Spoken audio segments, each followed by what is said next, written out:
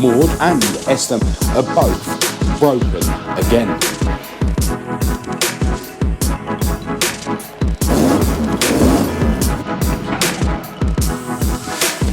It's taken out the diff. And believe it or not, I think I'm going to turn my attention to Heidi, welded up the trim holes, because yeah, I'm not a fan of the trims that go on the outside. I don't know how much more daylight I've got. With a flat wheel on the grinder, that DA doesn't work properly. Now, I've been speaking to the guys at Motorsport Electronics, and I can't hear this making a noise at all. I want to create a log. Hello and welcome to this video. I'm Marcus Hayes, and if you watched the last video, you'll know that Maude, my moredoor Mk1 Escort, and Esther, my ST170 powered Mk1 Escort, are both broken again. Now in this video, I definitely need to investigate and see how bad the damage is on Maude this time, and I need to have a bit of a think of how to move forward. Before all of that, I'm hoping that the issue I've got with Esther is going to be really simple to fix. So I'm going to get myself round to the garage at home here, and fingers crossed I'm right on that one. Alright, so much like at the end of the last video, I've got my ME221 ECU plugged in to my laptop that I've got sitting on the roof. And it's worth noting, if any of you guys out there are looking for an engine management solution for your setup, I've got the newer version of the ME221 along with a load of other ECUs available to order on my website at marcushayesuk.com. and if you're struggling to figure out which ECU you need for your setup, feel free to drop me an email to marcushayesuk@gmail.com, and yeah, we'll discuss your requirements. Anyway, if I just click over onto the VVT tab at the top of the screen, that will take me to the VVT screen. It's not connected at the moment. Like if we flick the ignition on and then click on ECU at the top of the screen and connect, it will automatically connect.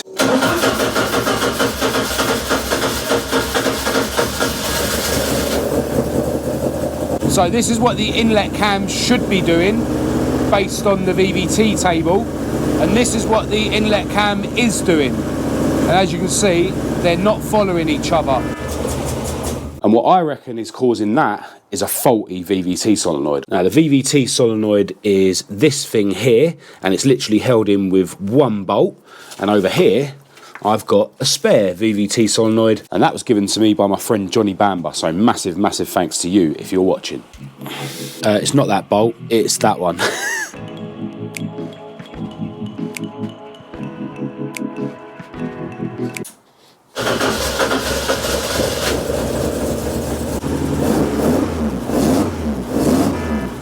Right, no change, so the solenoid probably wasn't at fault. So the next thing I would assume it could be is the wiring. Now I know with a VVT there's a little diode on the wiring just here underneath this rubber boot. Everything still looks intact there. Yeah, you can just see a little diode there. Alright, I'm going to plug it back in, and I think I'm going to wiggle the wiring whilst looking at the laptop. Alright, I'm going to wiggle the wiring and you have a look at that.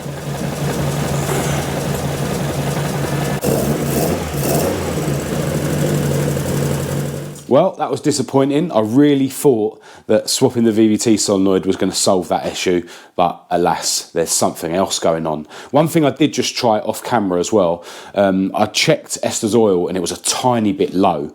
You know, not low enough for her to not have oil pressure, but the VVT solenoid does use oil pressure to operate. So I topped up her oil and done another test off camera, and the VVT still wasn't working. So I'm going to get in touch with the guys at Motorsport Electronics tomorrow. They're always super helpful anyway, so I'm sure between us we'll be able to figure out exactly what's going on with Esther's VVT.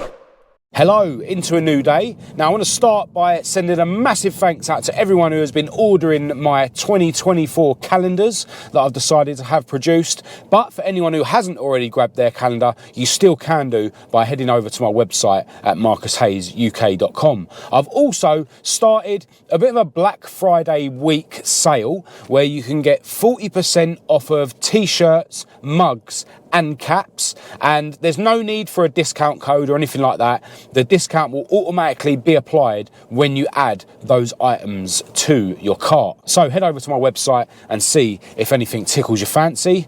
I can let you know that very soon I'm going to be releasing some new t-shirts, hoodies and sweatshirts with some brand new designs of the cars, which I'm really excited about. So yeah, stay tuned for those as well. Now, I've already been doing loads of running around this morning, and in fact I've got one more stop to make. I'm actually going to be stopping off at the tyre shop that I recently took Maude to pick up 2 tyres that are going to be going on the rear end of Esther at some point in the near future. And then I'm going to get myself over to the garages and, as quick as I can, get Maude jacked up and torn apart so that we can see how bad things are this time with regards to her snapped half shaft and potentially another destroyed diff. So let's cue some music and get all this done as quick as I can.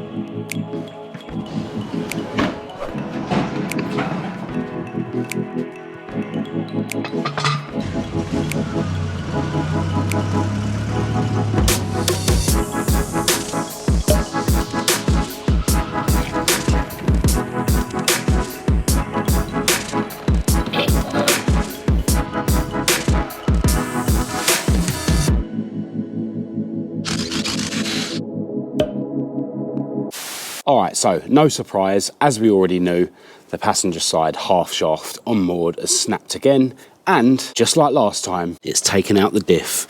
It's ruined this threaded ring, and the bit there, what the bearing slides onto the outside of, and what the half shaft slides into the inside of, is mullered on the diff, and the mangled end of the half shaft is still in there. So yeah, literally in a few days of use, granted, sending it quite hard, we are back to square one with Maude.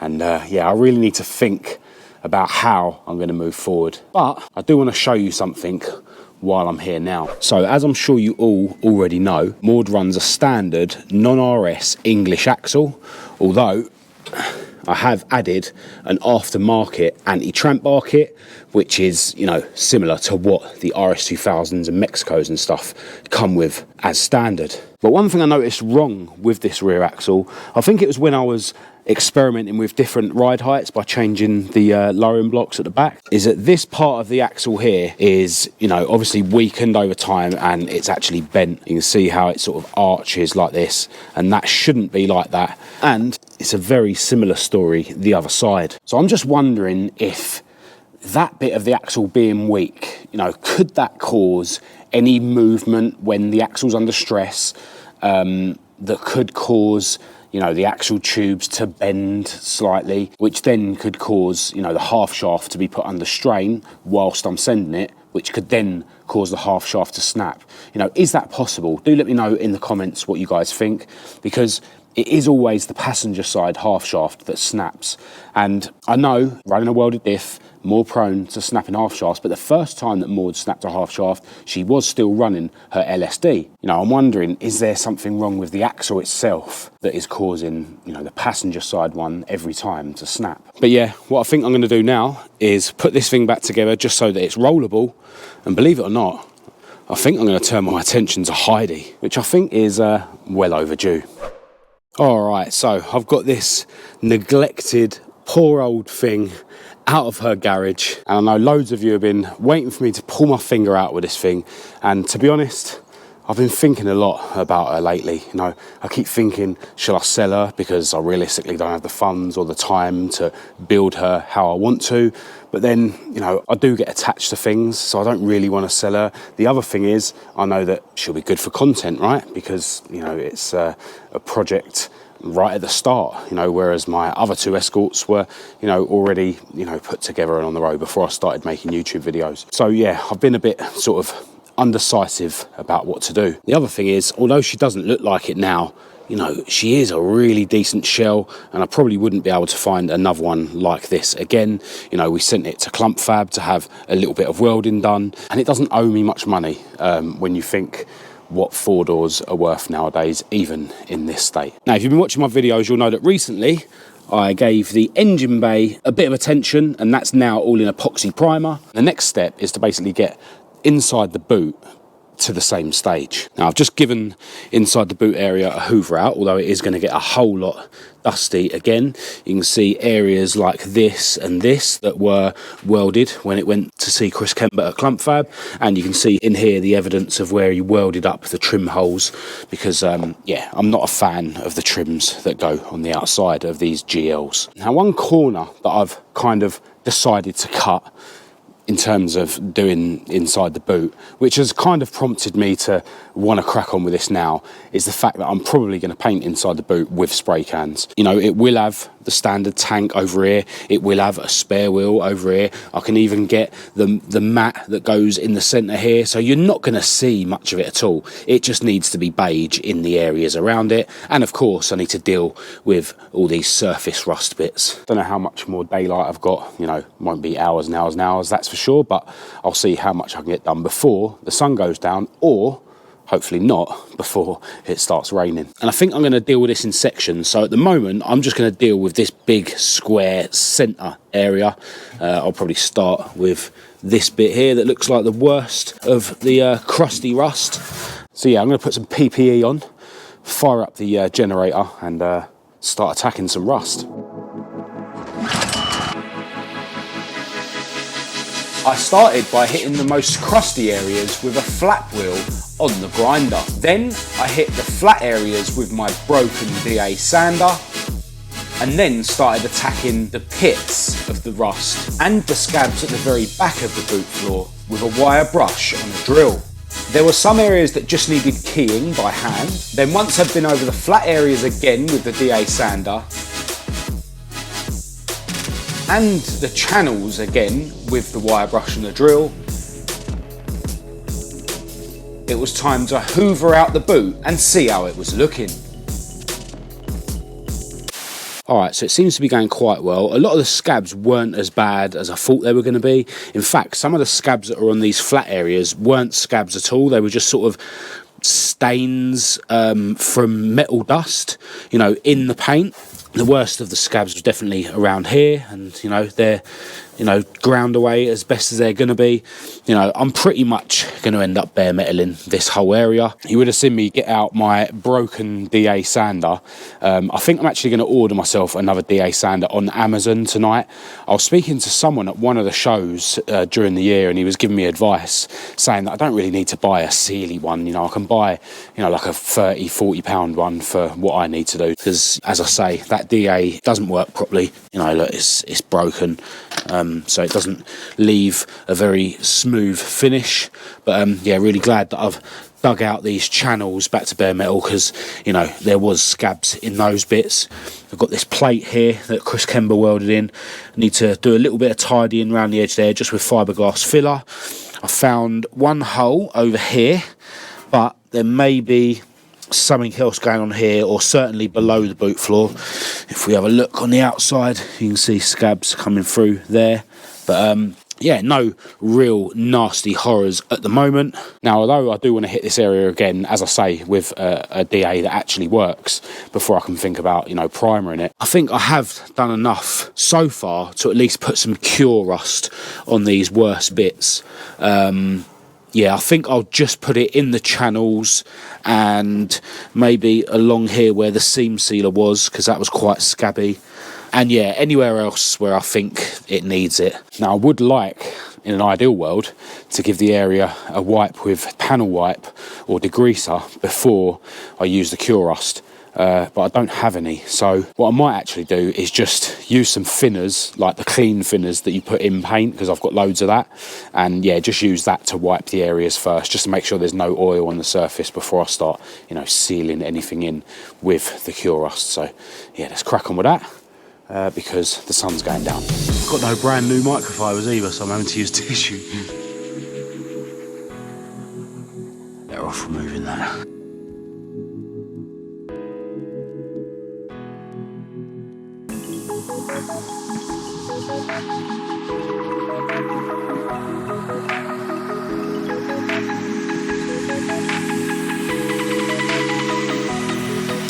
And that will do for today. Pretty sure all those areas will end up getting hit with a cure rust again anyway, but I thought it'd be better to cover those areas in cure rust rather than leaving them in bare metal, and you know, they're not finished enough to be epoxy primered. So yeah, next time I'm around here I'll be cracking on with this.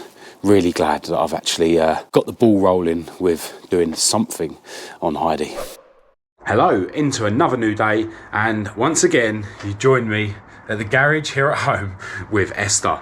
Now, I've been speaking to the guys at Motorsport Electronics, and they've given me a couple of things to try before I start cutting up the loom and replacing the VVT solenoid wiring. So I've got the ECU already hooked up to my laptop, so let's flick the ignition on and get it connected. Now, the first thing that Motorsport Electronics have asked me to confirm is that I'm getting full sync. You'll see we've got the sync status here. It's also viewable on the diagnostics tab up here, so I'll click that, and yeah, you'll see it says not synced at the moment, and basically when it's running you want that to say full. But apparently it might be possible for the engine to run if you haven't got full sync, and if so, instead of saying full here, it will say crank sync, which basically means it's getting a pulse from the crank sensor but not the cam sensor. So let's fire it up and see what we get.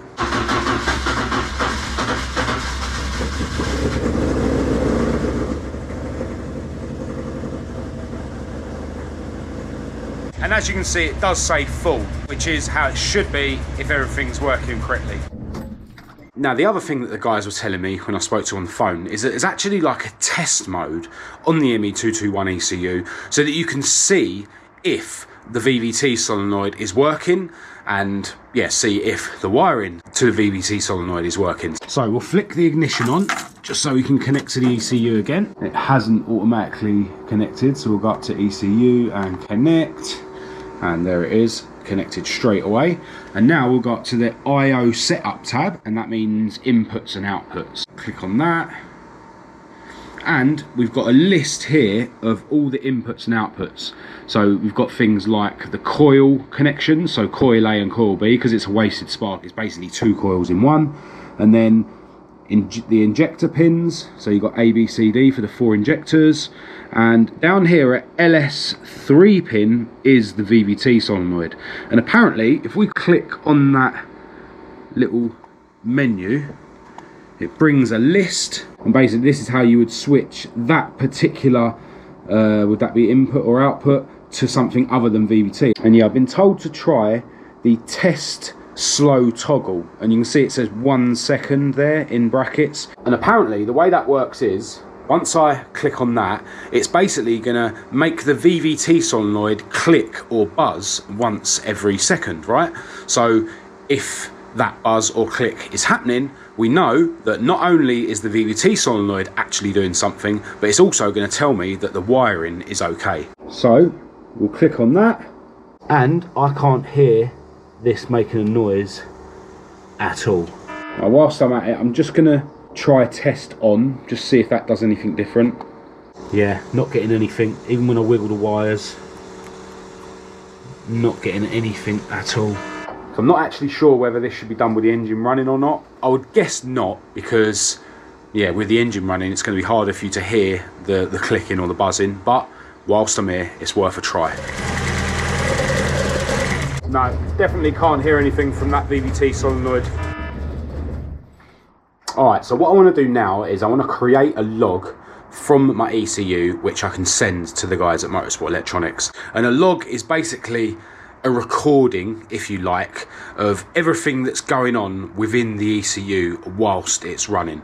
You know, it will literally, yeah, record all the data that the ECU is collecting, I guess, and sending to the engine whilst it's running. I'm just gonna go ahead and switch my VVT back on to LS3 pin. There you go. See, it says VVT solenoid, and then I'll get the engine running, and yeah, we'll perform a data log. All right, so first I want to configure the logging feature. So you click logging, then go to configure, and basically you just want to make sure that all of these boxes are ticked. Scroll down, yeah, everything's ticked. And then that's going to mean that the log is going to take data from everything, which is what you want. I'm not actually sure what this comma means, so I'm going to leave that. The frequency is basically how often it records the data. So that's every 10 seconds. And according to the video that I watched on the Motorsport Electronics YouTube channel, you want to leave that to 10 seconds. And then this down here is just the folder in the laptop that the log is going to be saved to. So that all looks okay, so we'll click OK. Now another thing worth noting, if we click on logging again,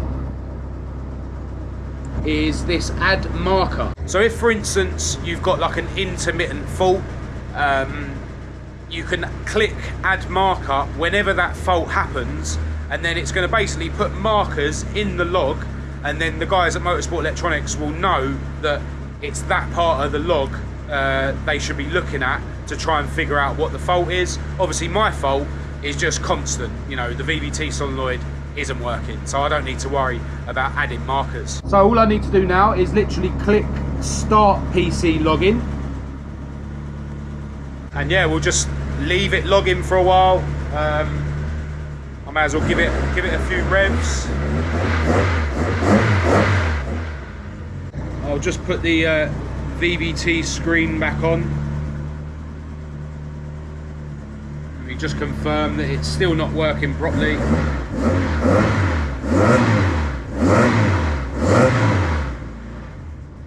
Yeah, it's basically not working at all. Yeah, it's barely moving at all now.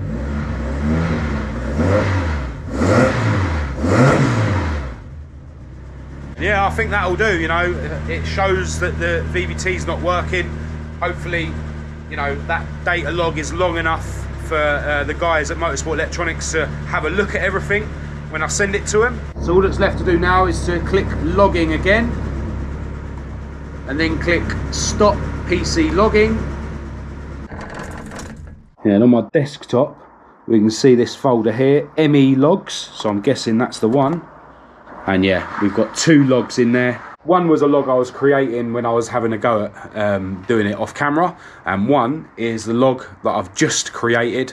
And yeah, I'll send that along with the calibration file from my ECU, and yeah, see what the guys think. So we've got the ECU connected again, and what I'm going to do is I'm going to basically save the calibration file, save calibration file, and I'm going to save that as send to ME, and I'll just put the date, push enter. Because in the video I watched, it said that you should send the calibration file to them as well. And yeah, I wanted to create another file just in case, you know, there's probably some things that I might have changed since Esther was on the rolling road. I think we sort of recalibrated the intake air temperature sensor, if I'm right. So yeah, I just want to make sure that the guys at Motorsport Electronics have got the settings that are exactly the same as the settings that are on Esther's ECU right now. And yeah, there is that calibration file. Yeah, we'll get to the bottom of it somehow. So it looks like Esther is going to have to hibernate away here at the garage at home for a little bit longer, and that's kind of annoying because the weather has now, you know, started turning and they're starting to put salt on the roads. I really want to tuck this thing away in her garage and get Maude back over here where she's supposed to live, but I obviously can't do that at the moment because she's stuck over at Esther's garage with her rear end ripped out. And yeah, the garage here at home isn't very waterproof, which is another reason I don't really want Esther stored here long term, but it is what it is. Now, in terms of Maude, I do need to think about how I'm going to move forward, you know, with her rear end set up. Loads of you have been in touch to give me your opinions. A lot of you saying I should switch to an Atlas axle, which, you know, would definitely solve the issue. An Atlas is definitely strong enough for, you know, what I'm using Maude for. But in reality, an English should be strong enough for the power that Maude's got, even, you know, considering what I use her for. I know that having a welded diff does make the shafts more prone to snap, but with 160 horsepower, I'd like to think that things should last a bit longer than they have. And if you think about it, she lasted for years and years and years with stock shafts and an LSD, admittedly, and then a shaft snapped. And then I upgraded to uprated shafts, which only lasted a year. And then, you know, since then I've been putting stock shafts in and, you know, welded diffs, and it seems like they're lasting less and less time, you know, each time, right? You know, the current diff and half shafts lasted literally a few days. So it does lead me to think that there is something wrong with Maude's axle. I mean, we know there's something wrong with Maude's axle. You know, those saddle bits where they meet the leaf springs, that's not right.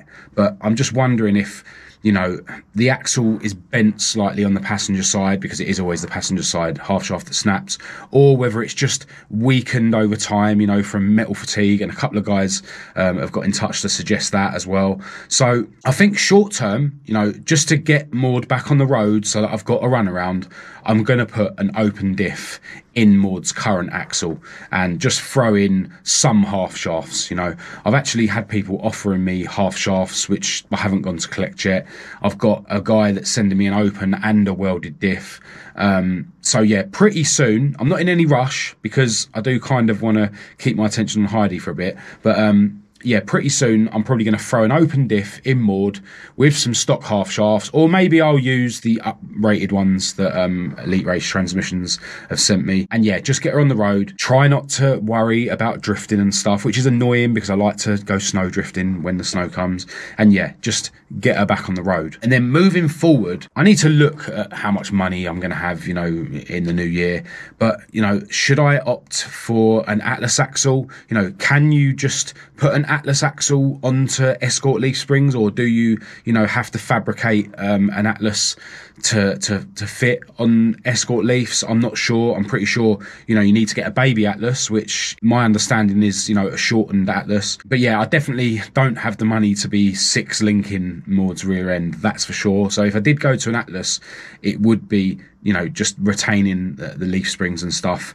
But realistically, you know, considering I'd then have to go and buy an Atlas LSD or start running Atlas welded diffs, that might not be viable, if I'm honest. And I think the option I'm actually leaning towards is getting another English axle, you know, something that's in decent condition, something without the saddle bits bent, etc. You know, get it maybe sandblasted and powder coated, or maybe even get it sort of reinforced beforehand, and basically try a different English axle. Maybe I can double check that it's straight and not bent before then reinforcing it and refinishing it before fitting it. And yeah, with a better English axle, then decide, am I going to repair my LSD that got ruined when a shaft snapped before, or go with a welded diff and stock shaft setup with the straight, better condition English axle? Because look, at the end of the day, Maude definitely needs some rust repair, you know, soon.